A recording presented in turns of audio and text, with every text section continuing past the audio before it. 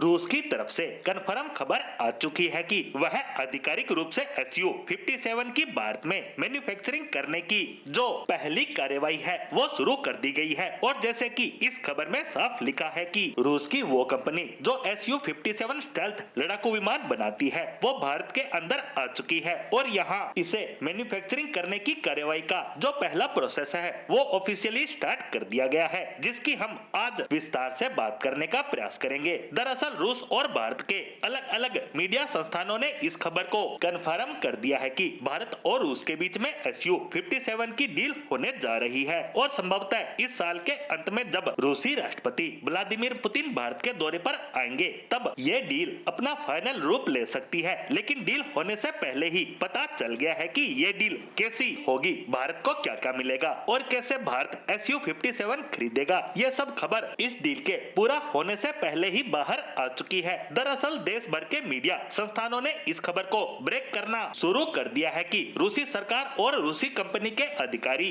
भारत की यात्रा पर है और यहाँ ये नासिक शहर में प्रॉपर स्टडी कर रहे हैं SU-57 की मैन्युफैक्चरिंग को लेकर। दरअसल SU-57 को दो कंपनियां मिलकर बनाती है। इसका डिजाइन सुखोई कॉरपोरेशन और इसकी मैन्युफैक्चरिंग करती है यूनाइटेड एयरक्राफ्ट कॉरपोरेशन। ये दोनों ही रूस की सरकारी कंपनियां हैं। ये दोनों मिलकर ही इसका निर्माण करती है और अभी तक इसका निर्माण सिर्फ एक ही जगह हो रहा है, कोमसो मोलस्क आर अमूर एविएशन प्लांट के अंदर, जो कि रूस में है। लेकिन लग रहा है कि अब ये रूस के बाहर भारत में भी बनेगा। लेकिन इसके लिए नासिक को क्यों चुना गया? तो यहाँ पर HAL की एक फैक्ट्री है जहाँ हम रूसी SU-30 की मैन्युफैक्चरिंग करते हैं। ऐसे में वहाँ पहले से ही प्रोडक्शन लाइन मौजूद है जिस पर रूसी टेक्नोलॉजी के विमानों का निर्माण किया जाता है। ऐसे में SU-57 भी यहाँ बनाए जा सकते हैं। वहीं रूस यहाँ एक सेफ सप्लाई चेन भी स्थापित करना चाहता है ताकि SU-57 के अहम पार्ट्स भारत आए तो वो लीक ना हो। इसके अलावा इस फैक्ट्री में क्या क्या चेंजेस करने पड़ेंगे नए विमान के निर्माण को लेकर, क्योंकि SU-30 के मुकाबले SU-57 काफी ज्यादा एडवांस विमान है, स्टेल्थ कैपेबिलिटी के साथ आता है। इसके साथ साथ यहाँ प्रोडक्शन लाइन का साइज भी इंक्रीज करना पड़ेगा, क्योंकि यहाँ सिर्फ 12 लड़ाकू विमान का एक साल में निर्माण किया जा सकता है।